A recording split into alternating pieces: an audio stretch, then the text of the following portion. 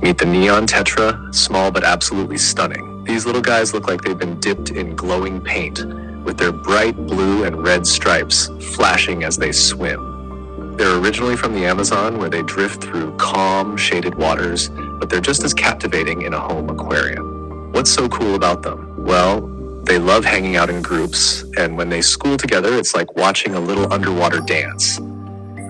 Their movements are smooth, their colors pop. There's something so peaceful about watching them glide through the water. Neon tetras are more than just pretty faces. They bring a calm, chill vibe to any tank.